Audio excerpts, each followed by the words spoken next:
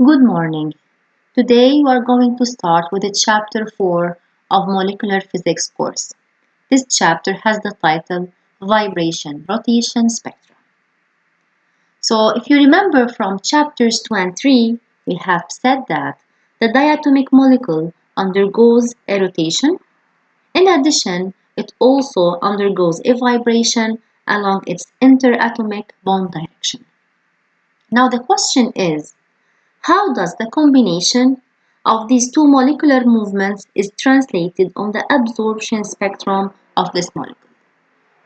If this combination exists, how does it appear and how to study it? So we are going to see this in this chapter. So let's start.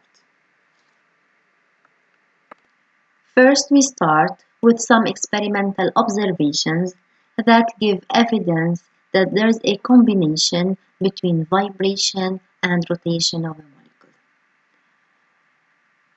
So for that, we put forward a mechanical model describing this vibrating rotator. A vibrating rotator is a molecule that rotates and vibrates at the same time.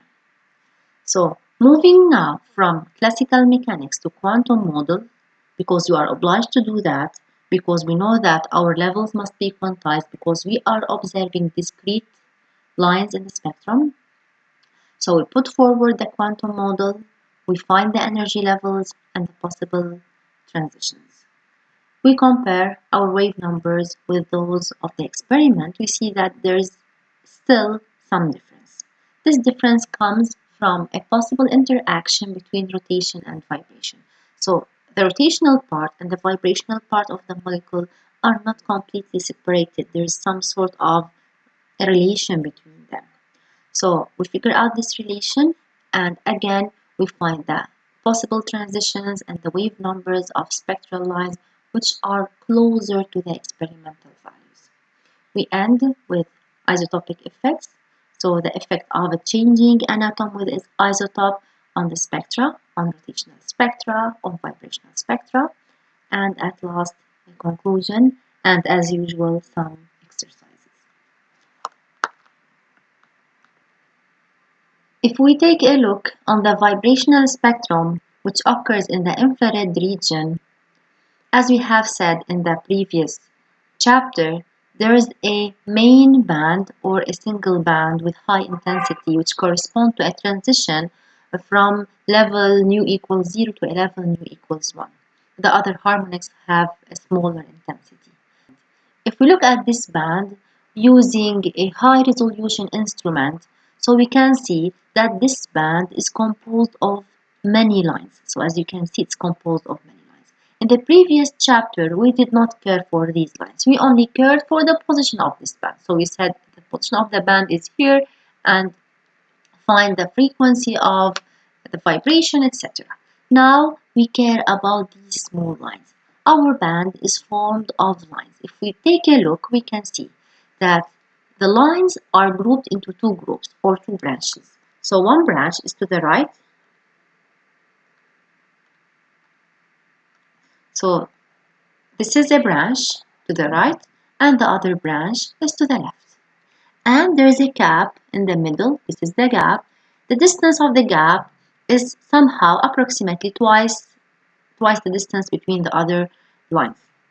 We also notice that the interval of lines decreases slightly with the frequency. So as you can see, when the frequency increases, the distance between the lines decreases. So here the distance is large and here the distance between the lines is small. This is just observation. This is not only found for the fundamental band, which is the main band. It's also found for the harmonics. Also, the harmonics are composed of number of lines and there's a missing line in the center of each band. Another observation is that each group or branch has a maximum. So as you can see, this is a maximum for this one, this is a maximum for the other one, and this maximum depends on temperature. So the position of the maximum varies with the temperature. The maximum shifts away from the missing line when the temperature increases. So as the temperature increases, so the maxima go away from the gap. They shift away from the missing line. رح ارجع عيد شو شفنا بالاكسبيريمنتال سبيكترم. هيدا هو نفسه الفايبريشنال سبيكترم اللي كنا عم نعالجه بالدرس اللي قبل، بس نحن ما كتير اهتمينا لللاينز الصغار، اهتمينا بس لموقع الباند كلها. هلا رح نطلع باللاينز الصغار اللي مؤلفين هيدي الباند. لقينا انه هدول اللاينز الصغار بينقسموا لاتنين جروبس، واحدة يمين وواحدة شمال، وفي بالنص لاين ناقص. كرمال هيك الجاب اللي بالنص حجمها تقريبا ضعفين حجم اللي على الأطراف. لقينا انه المسافة ما بين اتنين لاينز بتصغر مع الفريكونسي كل ما الفريكونسي عليت. لقينا كمان انه كل جروب عندها ماكسيموم خاص فيها، وهيدا الماكسيموم يعتمد مطرحه على التمبريتشر. So it depends on the temperature. هدول الأوبزرفيشنز اللي شفناهم نحن بالفايبريشنال spectrum. Now to understand the spectrum of a molecule, we have to find its energy, because we all know that these lines correspond to transition between different energy levels. To find these energy levels, we have to use quantum mechanics. But before dealing with quantum mechanics, it's very good to deal with the classical mechanics, because classical mechanics is understandable and it uses a common sense of notions of how matter and forces exist and interact. It allows us to understand things in a simple way. So now let's start with taking the simplest model, the simplest classical mechanical model that may describe our diatomic molecule. So this is our diatomic molecule, as you can see. It is rotating. It's formed of two atoms, M1 and M2. It's rotating. As you can see, the path of M1 and the path of M2.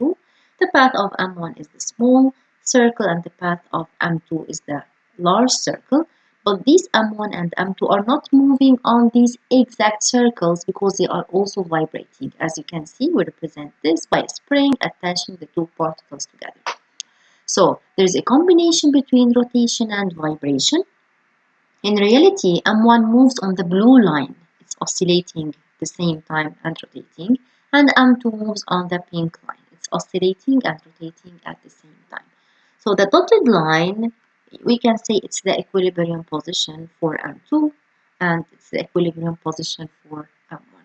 So at any instant, there's a distance r between them. R may be greater than the equilibrium position or smaller than the equilibrium position. It depends. Now, instead of studying two atoms, M1 and M2, and the motion of two particles at the same time, it's much easier to study a single particle of mass mu. Mu is the reduced mass of M1 and M2. It's M1 M2 over M1 plus M2. So mu represents these two particles at the same time. This particle is found at a distance r from the center of mass. R is the interatomic distance or the bond length. And this particle mu is a rotating harmonic oscillator, or called a vibrating rotator. So it's rotating and vibrating at the same time. So instead of studying two particles at the same time, we're able to study a single particle which represents these two particles or the system of these two particles at once. So it's much easier. According to classical mechanics, the energy of a vibrating rotator is the sum of its energies. The energy corresponding to rotation plus the energy corresponding to vibration. So the part corresponding to rotation is simply half I omega squared, and the part corresponding to vibration is half K A squared, where I is the moment of inertia of the particle mu, which is mu r squared. Omega is the angular frequency of rotation. K is the force constant, depends on the bond, on the rigidity of the bond, and A is the amplitude of oscillation. So all we have done is that we have added the energy related to rotation plus the energy related to vibration, as we usually do in classical mechanics. Now let's move to the quantum model. We know that we need quantum mechanics to describe the energy of a diatomic molecule or a molecule in general. The energy of any confined object can only be discrete. It can take certain energy values. So we have seen from the previous chapters that the rotational part or the rotational energy was related to the quantum number J, and the vibrational energy was related to the quantum number nu. So here, as a first approximation, we're going to do the same as we have done for classical mechanics. We're going to say that the quantum energy is equal to the sum of the vibrational energy plus the rotational energy. And these two energies are expressed in their quantum values. As a first approximation, we are assuming that the vibrational motion and the rotational motion of the molecule are independent of each other. They are totally independent. This leads to two important points. The energy states of the molecule are the superposition of the energy states corresponding to rotation and vibration. So there's a superposition of energy states, and this leads to the fact that the energy of the molecule is the sum of the energies of rotation plus vibration, as we have already said, same as the classical model of the rotating oscillator. Now let's see these energy levels. These energy levels that depend on nu and J. Nu comes from vibration and J comes from rotation. So the total energy of the molecule is equal to the vibrational part plus the rotational part. The vibrational part is simply J bar, and the rotational part is simply F bar. We have seen J bar and F bar, which are the spectral terms in previous chapters. J bar is the vibrational spectral term, while F bar is the rotational spectral term. So we end up with a spectral term corresponding to vibrating rotator, which is T bar. It's equal to J bar plus F bar. So T is equal to J plus F. So T, in this case, if we substituted J for its value and F for its value, this is G and this is F, as you can see. So this is the part related to vibration, this is the part related to rotation. If you remember, this was the main part of vibration and this was a correction due to the unharmonicity of vibration. This is important at high levels. And here, this was the main term of rotation, and this was a correction due to the centrifugal distortion. So when a particle rotates, there is a distortion due to the centrifugal forces, and this term was a correction. So if you remember also that B bar was much smaller than a nu bar. Simply B bar lied in the microwave region and this lied in the infrared region. So we can say that the vibrational term is much larger than the rotational term. The rotational term is much smaller. The vibrational levels are apart by nu bar, if you remember. So they were nu bar over 2, 3 nu bar over 2, 5 nu bar over 2, etc. They were like this. So there's a difference approximately. أكيد في عنا هيدا الترم هون أنا عملت له neglection. So بصير أنا عندي nu plus half nu bar. So if substitute for nu equals 0, nu equals 1, nu equals 2, etc. So you will get nu bar over 2. So approximately the vibrational levels are approximately equidistant. المسافة بين level و level كvibration في بيناتهم nu bar مسافة. According to the rotational part, أكيد rotational part are much close. هيدا البارت هو كتير صغير. It's very close. And we have seen that إنه كل ما J عليت كل ما separation بيكبر لأنه separation مثل ما شفنا chapter 2 it's 2B J plus half. So as J increases, the difference between two consecutive rotational levels increase. أكيد here we were neglecting the J. We were just concentrating on the main part of rotation. أكيد الcorrection بتأثر بس شيء بسيط يعني ما كتير. Now if a molecule is found in its ground or fundamental vibrational state, nu equals 0. So if nu is equal to 0, and the level of rotation J equals 0, so nu equals 0, J equals 0, j equals 0, it means that the molecule does not rotate. Then the total energy of the molecule is equal to that of the level mu equals 0. So let's go back to the expression of the energy.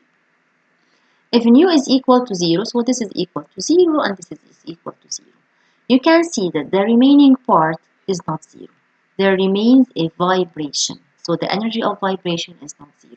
There's always a vibration. Now if j is 0, then this term is 0 and this term is 0, and the rotational part will be 0, which means that the molecule has no rotational energy. So the total energy is simply that of the vibrational part. Now if the molecule is in the vibrational level nu equals 0, it can change its mode of rotation, move to another level j without changing its vibration. So it can go from 0 to 1, from 1 to 2, from 2 to 3, etc., remaining in the same mode of vibration. The same if it was found in another vibrational level, not only 0 but all other vibrational levels, it can change its j level or its rotational level without it changing its vibrational level. Now because the energy of rotation is much smaller than the vibrational energy, we can see that above each level of vibration we have a series of rotational levels. So as you can see, for nu equals 0 we have a group of j's, j0, j2, there it must be 1, 2, 3, but he gave us some because the lines will be much closer and the figure will look messy. So for each vibrational level, there's a series of rotational levels. For nu equals 1, we have a series of j's. So he just represented some of them, not all of them. It's also possible that the rotational level corresponding to a state of vibration exceed the next level of vibration. So, for example, sometimes for nu equals 0, j equals 10 might be greater than nu equals 1, j equals 0. Okay, so this is just an example. الفكرة اللي كنا عم نقولها إنه مش دايما نيو صفر أصغر مثلا for example from نيو 1. يمكن تكون for certain values of j نقدر يكون level نيو 0 و j for large j يكون أكبر من نيو 1 j 0. Okay, so this is possible in some molecules. Not all the time, but it's possible in some molecules. From previous chapters, we have seen selection rules for transitions in both vibration and rotation. First, for rotation, we have found that delta j must be equal to plus or minus 1. And then for vibration, when we started using a harmonic oscillator, we ended with delta nu equals plus or minus 1. And then after using an anharmonic potential, we found out that delta nu can take any value, but plus or minus 1 has the highest probability and plus or minus 2, plus or minus 3, etc. has a much lower probability. So these are the selection rules for a vibration rotation transition.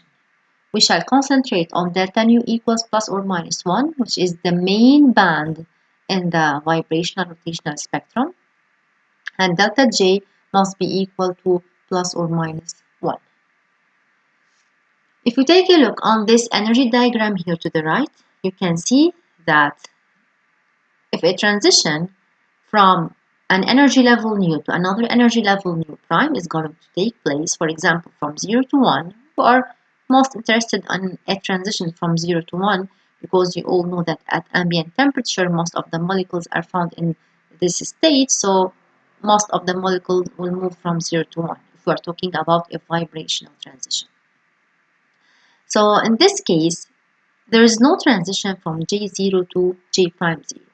This is unallowed because delta J can never be equal to 0. So as you can see, this dotted line is not allowed.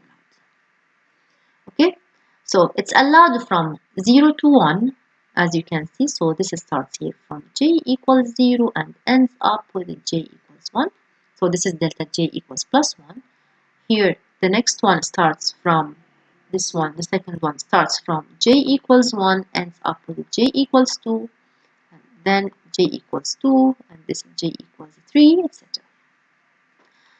From this side here, we start from j equals 1, we end up with j equals 0. we start from j equals 2, we end up with j equals 1, and etc. So you can see from this side we have delta j equals minus 1, and this side all the transitions are delta j equals plus 1. So the transition occurs from a level nu to a level nu prime, such that delta nu equals, in our case, an absorption, it's a plus 1. Delta j can be plus 1 or minus 1. In the case of delta j equals plus 1, then the j of the higher level is larger. And in the case of delta j equals minus 1, the j of the higher level is lower by 1 for sure. This creates two bands. Delta j minus 1 creates the P band, the band with low frequencies, and delta j plus 1 creates the R band, which is the right band, the band with high frequencies. And the line missing in the middle, which corresponds to the transition 0, 0, corresponds to the missing line in the observed spectrum.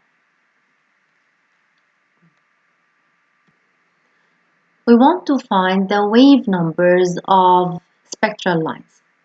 To find these wave numbers, we have to find the energy of possible transitions.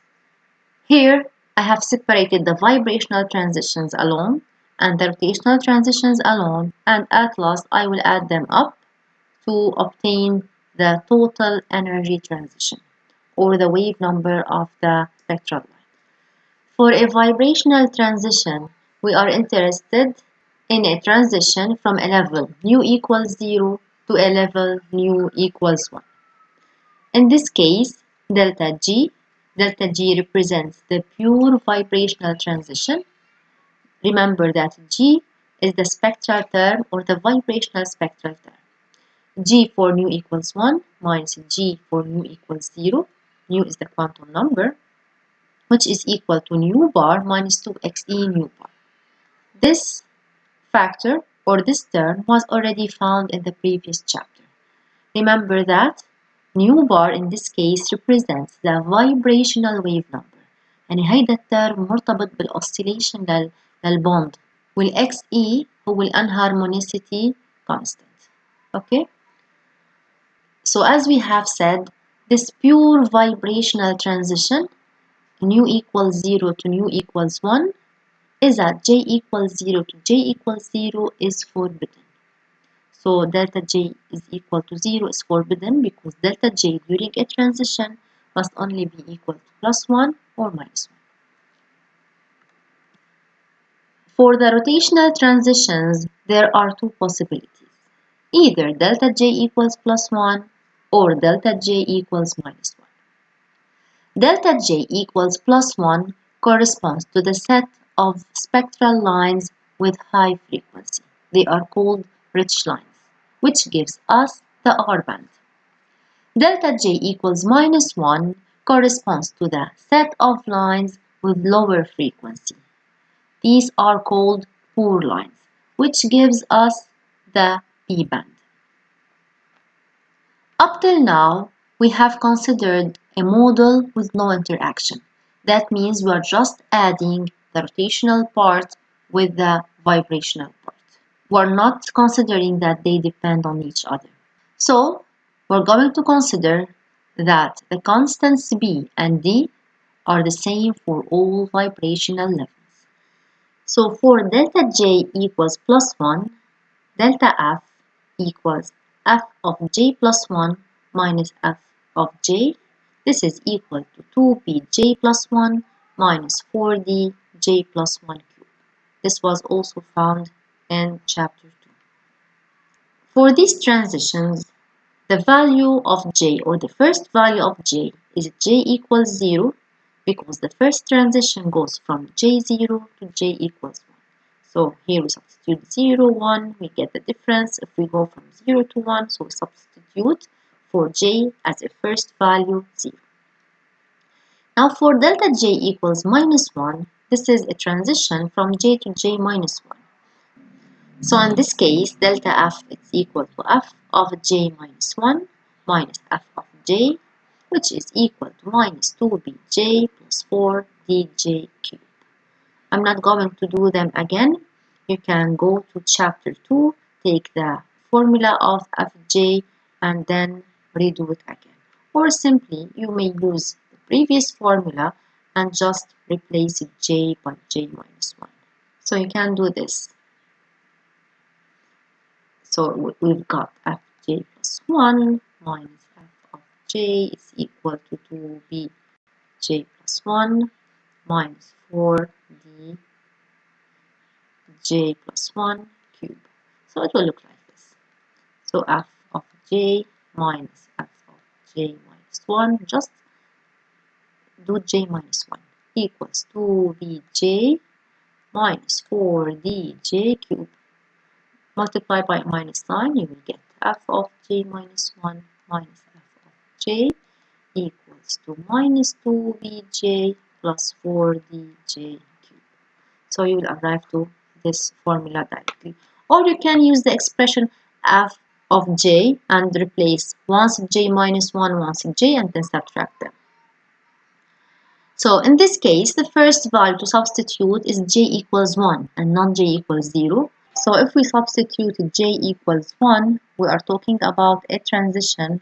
This will be 0. We are talking about a transition from j equals 1 to j equals 0. To find the wave numbers of spectral lines, all we have to do is add the vibrational transition to the rotational transition. So starting with the P branch, the branch with the low frequencies or the poor lines, we have delta nu equals 1 and delta j equals minus 1, with the j starting with a value 1. Nu bar of P is the wave numbers of spectral lines. It has nothing to do with this nu bar. This nu bar here represents the vibrational wave number related to the vibrational motion of the particle. This is the wave number of the spectral line. يعني wave number للخط اللي عم يطلع معي بالspectrum. Okay, so it's simply delta T, which is the rotational vibrational spectral term. It's equal to delta G plus delta F. Delta G for a transition from 0 to 1, because this is the fundamental vibrational transition, and delta F for a transition from J to J minus 1, because for the P branch we have delta J equals minus 1. Just go back to the previous slide and add delta J, this is delta J, and this is delta F from J to J minus 1. Let's go back.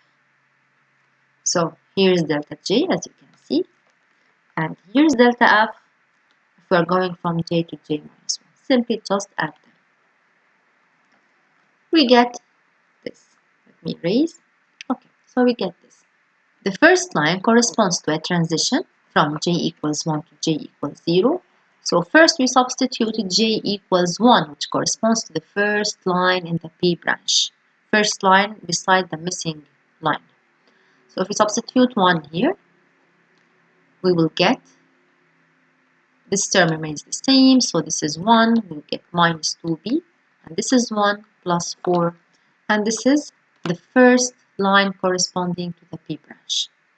Now for the R branch, we have delta J equals plus 1, starting from J equals 0. So in this case, the wave number of the spectral lines corresponding to the R branch can be given by delta T equals delta G for a transition from 0 to 1 plus delta F for a transition from J to J plus 1. All we have to do is add the two parts.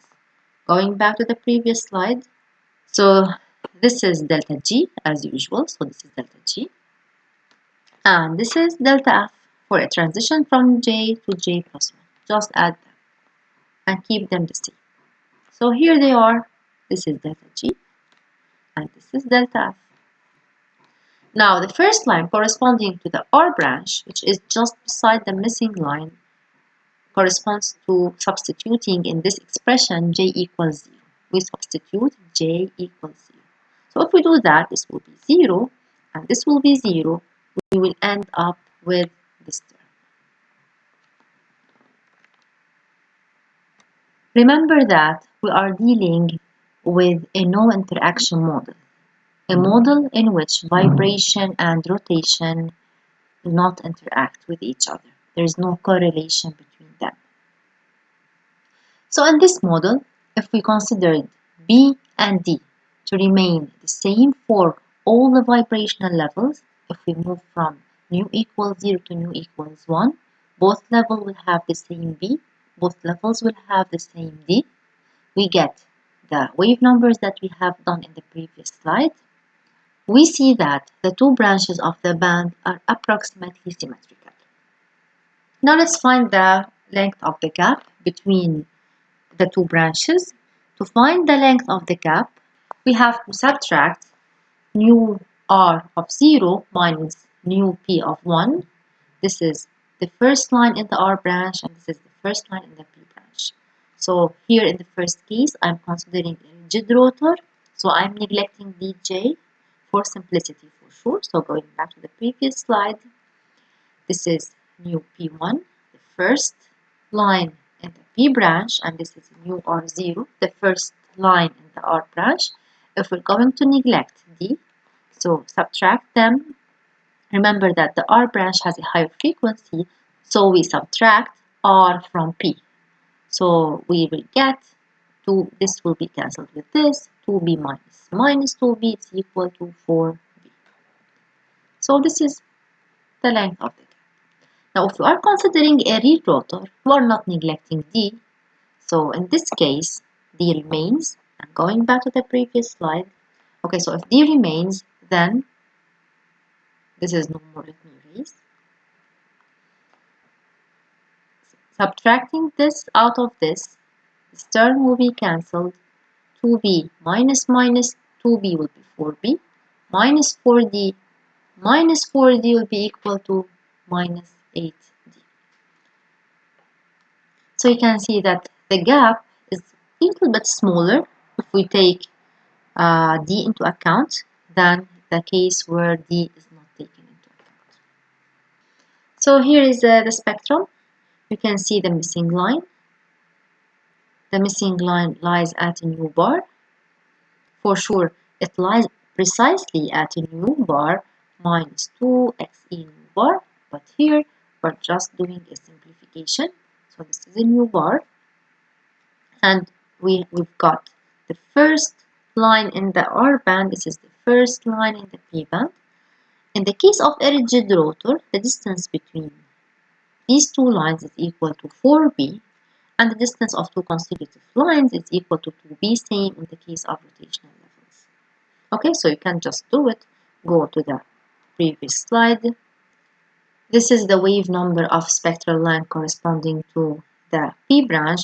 Subtract j plus 1 from j, so once substitute j plus 1, then substitute j, subtract them, you will get the difference between two spectral lines, two adjacent spectral lines. And the same for nu r. So if we neglect this term and we subtract once j plus 1, you will get a difference 2b. يعني بعمل البيك اللي جاية من transition مثلا j to j minus 1 وبعمل البيك اللي حدها اللي هي من transition j plus 1 to j يعني اللي وراها. اوكي سو بهيدا حيطلع معي نفس الشيء، في هون minus 2b هون j، هون رح يطلع معي نفس الشيء، في عندي minus 2b j plus 1. سو إذا بنقصهم من بعض رح يطلع الفرق بيناتهم هو 2b. Okay, so the difference between two consecutive lines in the P branch is 2b. نفس الشيء بالنسبة لل R branch. هيدي if we are neglecting D. Now going back to our slide, if we take a look on the real rotor, نفس الشيء. So here, which is nu bar minus 2xe nu bar. Here in the figure they have neglected the enharmonic term.